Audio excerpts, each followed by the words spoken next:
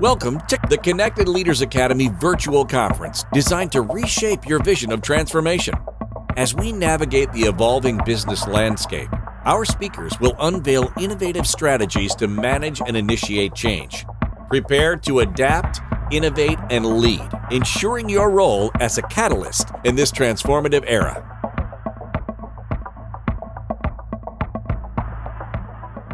Leadership, resilience, joy. Those are three powerful words. Just think how you could level up your success as a leader by intertwining them. There was a time where I was certainly not resilient and I wasn't behaving like a leader.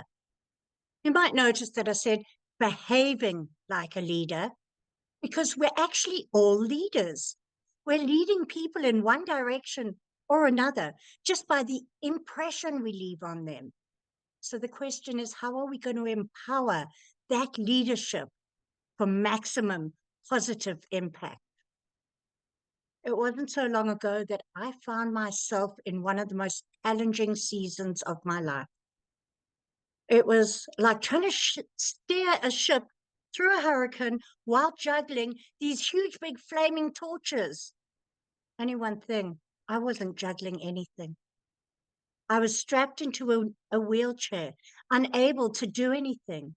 And I'd been in that wheelchair for 11 years. But when I was told I would never walk again, my world crashed. And so did my attitude. The responsibilities of living kept growing, but I had no desire to do it. And so often we may not be in a wheelchair, but we get to that place in our entrepreneurial journey or our personal journey where we just feel overwhelmed. And there's so much pressure for us to succeed. Well, for me, that loomed over me like storm clouds. It was like I was in the biggest storm of my life. And one day I realized that what was really going to be my strength or weakness that got me through this was my attitude. Even today, when I'm now acting as a leader, I hit those moments in my business. You know, outwardly, we can look as confident and capable as possible to the rest of the world. And inside, we still wonder if there's perhaps a career opportunity where naps are part of the job description. I would go for that. Can any of you relate? Because I am a faith-centered coach. I one evening opened up my Bible looking for some scripture that was going to tell me it was okay to cancel all my meetings. I was actually hoping for clarity. And you know what I got? I did get clarity. I found that my strength came from my faith and belief. And that is what changed my attitude. So let's remember that attitude is a combination of our thoughts, our emotions, and our actions. And I found in that moment that as I realized resilience isn't about just pushing through and bulldozing through the challenges, it's about leading with faith and joy. And I'm constantly reminded of the words of Nelson Mandela, who said, "Don't judge me by my successes. Judge me by how many times I fell down and got back up." I've learned that true leadership isn't measured by perfection of performance. True leadership is measured by the persistence you have and the perspective you take. My thoughts of self-belief and my gratitude for what I did have and could do brought the joy that I needed to empower my actions to step forward as a leader. That joy isn't just a feel-good moment that we have. That joy is a tool. The joy gave me the creativity and the clarity. It helped me stand in the calm, even in the midst of those storms. Now, today, even when I could juggle torches in the middle of a storm, I have peace in that moment. So as I've moved on from that space of being in the wheelchair, you might have noticed I'm not there anymore. And the power of the attitude I took on brought through spiritual, emotional, and physical breakthrough, just as it does to me today when I shift my attitude to one of joy, which I now integrate into my leadership style. That brings breakthrough in just the same way for every challenge we face. So instead of seeing those setbacks as obstacles, we begin to see them as opportunities to grow. As we know, the growth mindset works. And being that Christ-centered coach, I lean on the scripture that says suffering produces perseverance, character, and character produces hope. And if we don't have hope, how can we be leading other people into hope? So I share this mindset with others. And, excuse me, I share this mindset with others. And there's an amazing leader called Sheryl Sandberg, and she says, "You're not born with a fixed amount of resilience." I knew that. I knew that in those days when I didn't feel like I had the strength to go on. But you do have resilience, and it is a muscle that you can build. That quote of hers has become a mantra for me. And we're not just surviving, we're growing stronger and we're doing it together. So now I lead with a sense of joy and purpose. And I teach it in my jump mentorship. And as a speaker, I share my joy, my story of finding joy, and that leadership isn't about avoiding the storms. It's about learning to dance in the rain. And if you're with me, you learn to laugh at how wet you're getting in the rain. That is resilience. This approach has transformed me, and it's transformed how I see challenges and therefore how I lead. Because resilient leadership isn't just about leading, it's about leading with joy. And when we find that joy, and when we focus on joy in our resilience and our faith that brings us peace and joy, we inspire others and we help others inspire the people around them. Because leadership isn't about just achieving goals. It's about impacting other people and staying grounded in your purpose. And that is even easier to do with resilience because you get to keep focusing and going on to your purpose. And that resilience is fueled by joy, no matter what comes along. So why am I sharing my story with you? How does it help you? Well, I hope that first of all, you can see the positive and powerful impact that choosing joy had on my life. You see how it can bring those breakthroughs, but it's also testimony that encourages others. Because you know what? Leadership is not about what you have already done. It's about what you are doing. And many years ago, leaders were the people who were labeled as leaders. They carried that title and everybody respected them as leaders. But nowadays, leaders, just like purpose, is not about what you do. It's about the impact you have. You were always leading those people. Yes, because as we function and act, people look at what we're doing and they either like it or dislike it. So it steers them in a direction. There's a lot of responsibility in that. And in 2022, back when the whole world was a little chaotic, a global survey showed that about 60% of leaders felt isolated, overwhelmed, more so than ever before. The pressure to perform, to innovate, to change, to live in this whole new leadership style, especially in the crisis of that time, had never been higher. Have you been there? Because I have. When we question ourselves and we still keep going. But the one realization that changed everything is that resilience isn't just about bouncing back. It's about bouncing back stronger and thriving joyfully in the face of the challenges.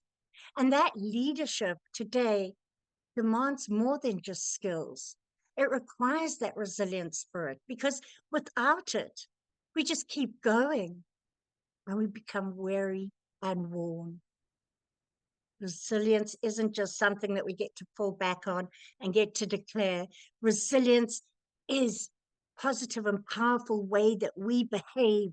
We believe in it and we act in it. Resilience is a strategy that is going to help you have sustainable, joyful leadership. And it's not about ignoring the obstacles.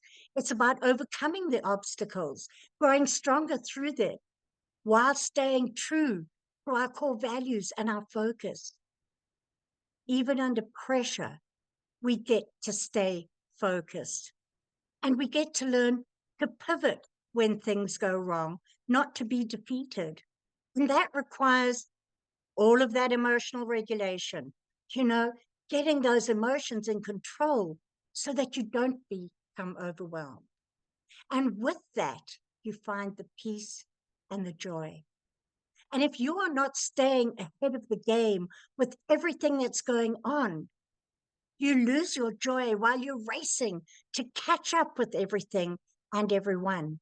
And no, it's not a race, but it is important to stay in front of the crowd that you are leading.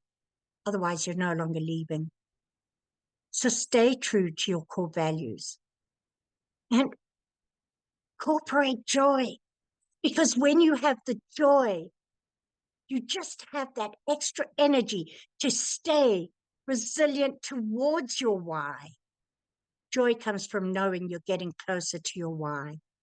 And I think for most leaders, hopefully, their leadership is not as much about them as it is about serving the people they're leading. And if you don't recognize and find solutions to the problems that come from that servant leadership, you can easily lose your joy. You lose the resilience. Be prepared so that you can maintain that joy in your leadership. Why does the joy matter so much in leadership? Because it has an incredible impact on the people around you. Now, studies show that when you have joy, it releases little sparks of dopamine and serotonin. What does that do for you? It makes you more creative. It helps with your problem solving. And it certainly is motivating. And joy isn't just a feel-good emotion. It's a leadership tool that fuels long-term success. Joyful leaders find that the people around them have a better openness to collaboration and trust. And when you're working with a team or even in a community, the morale soars when there is joy. And when morale soars, performance increases. When we choose to work in joy, we find that there's this positive contagion. Have you ever noticed how contagious joy is? Joy touches fire and it spreads like wildfire. And through a team or a community, it brings up so much optimism. And in that optimism, there becomes vulnerability. And that is a space where people can heal and grow. When people are laughing together, there's so much more engagement. So if you want people to react and respond to you, you get to be a joyful leader and encourage others to be joyful so that they can engage and contribute about what they're doing. It brings forward so much more creativity. And that is a dynamic effect that happens in your brain. That's part of the neuroscience of joy.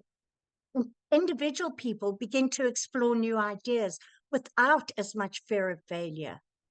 And all of that joy together brings a stronger cohesion in your community that fosters so much connection, and relationship. And isn't that what we want to see in our communities, be they personal, be they in our home, or be they in our business? So how do we actually cultivate it? We practice gratitude. You know, my joy came from me beginning to recognize in that wheelchair what I could do. And as I saw what I could do, that appreciation and gratitude brought joy to me. Other people noticed it. So you may not, as I said earlier, be in a wheelchair, but what are the things you get to be grateful for? And how do you actively acknowledge and appreciate the people around you and their contributions so that they can find joy in the moment too?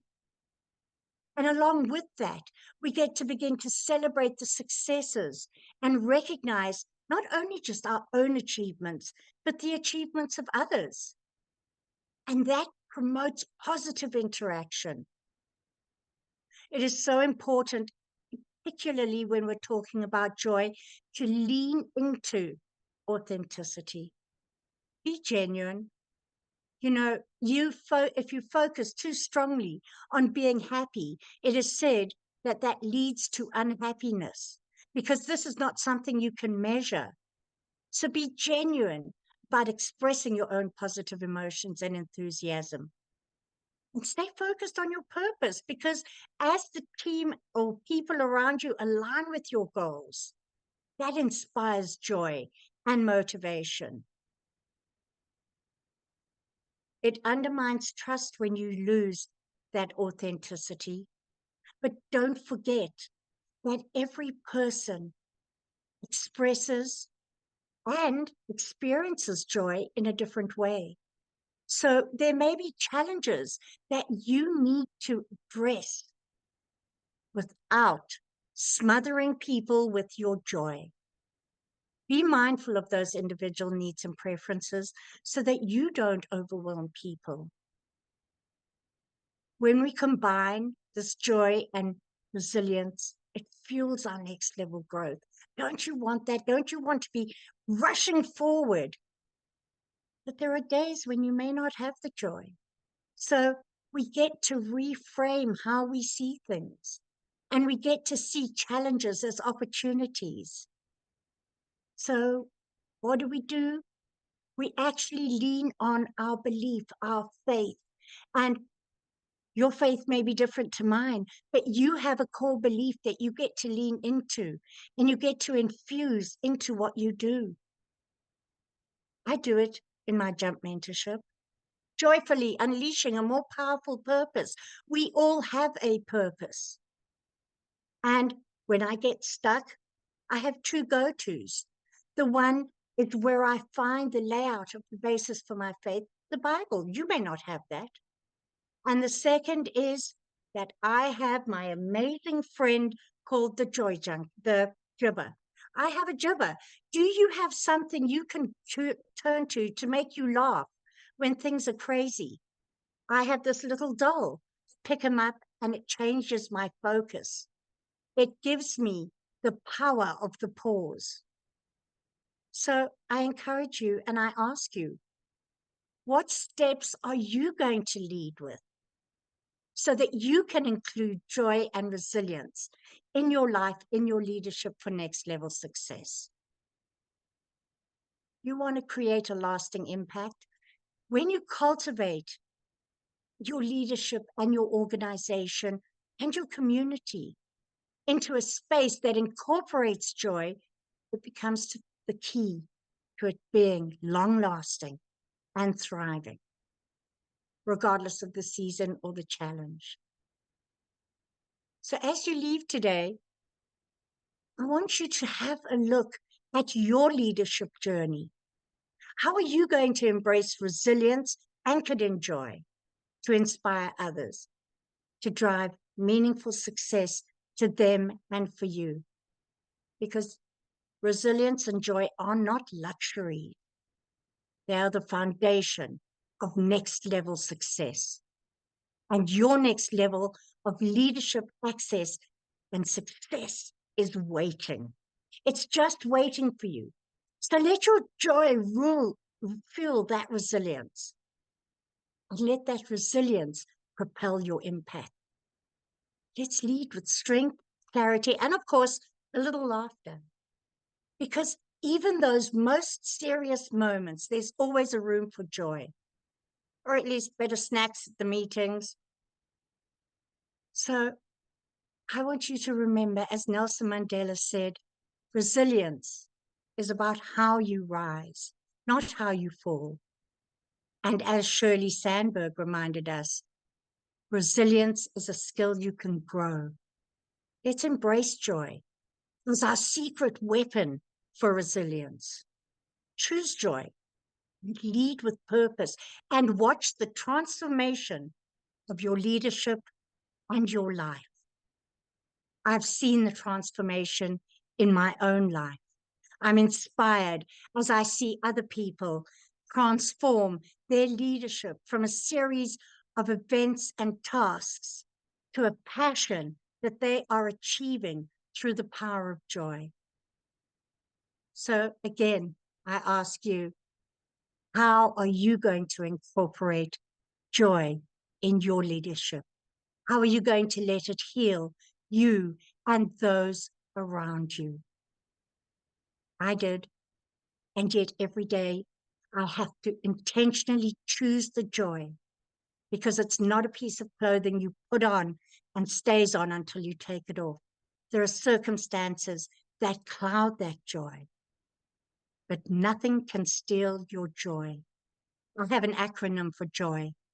Just own yours, because joy and your joy is your responsibility.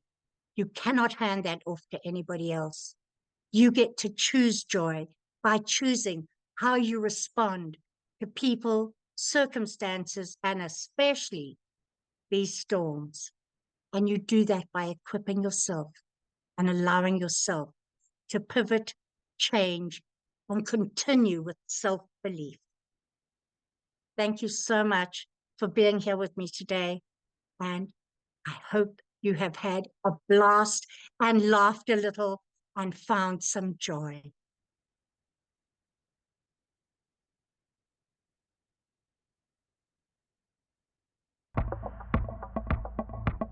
Thank you for participating in today's enlightening session. As we transition to our next expert, remember that each strategy and insight is a step toward becoming a transformative leader in your field. Visit connectedleadersacademy.com to stay engaged and informed. The journey of change is ongoing. Let's move forward together.